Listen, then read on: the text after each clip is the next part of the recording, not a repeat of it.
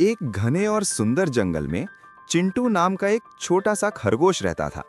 वो बहुत प्यारा और हंसमुख था, लेकिन उसमें एक बड़ी कमी थी। वो बहुत आलसी था। जंगल के बाकी जानवर सुबह सूरज निकलते ही अपने अपने काम में लग जाते थे।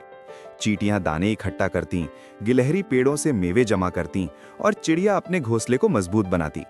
लेकिन चिंटू हमेशा घास पर लेटकर आसमान देखता और कहता, अरे अभी तो बहुत समय है, काम तो बाद में भी हो जाएगा। उसके दोस्त उसे समझाते, लेकिन वो उनकी बात पर ध्यान नहीं देता था। एक दिन जंगल के सबसे बुद्धिमान उल्लू दादा ने सब जानवरों को बुलाकर कहा, बच्चों, कुछ ही दिनों में इस जंगल में तेज बारिश और तूफान आने वाला है, इसलिए सब लोग अपने घर और खाने की तैयारी कर लो। ये सुनते ही सारे जानवर तुरंत मेहनत में लग गए।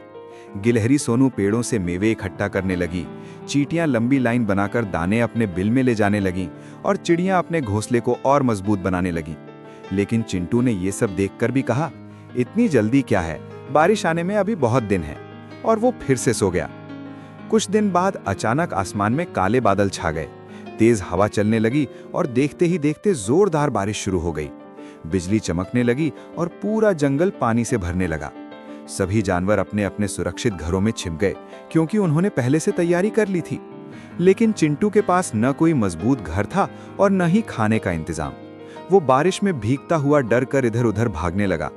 उसे बहुत ठंड लग रही थी और वो सोचने लगा, काश मैंने भी समय पर मेहनत की होती।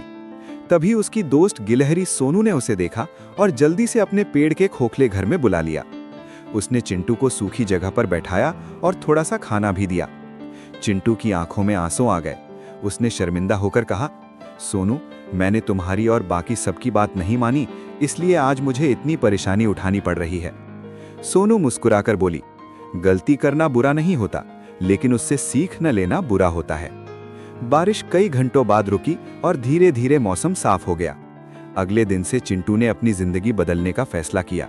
वो सुबह जल्दी उठने लगा, मेहनत करने लगा, अपने लिए एक छोटा लेकिन मजबूत घर बनाया और खाने का सामान भी जमा करने लगा।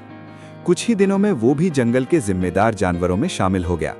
अब जब भी कोई छोटा जानवर आलस करता, तो चिंटू उसे अपनी कहानी सुनाकर समझाता। उस दिन से पूरे जंगल में एक बात सबको याद हो गई, जो समय की कद्र करता है और मेहनत करता है, वही मुश्किल समय में सुरक्षित और खुश रहता है।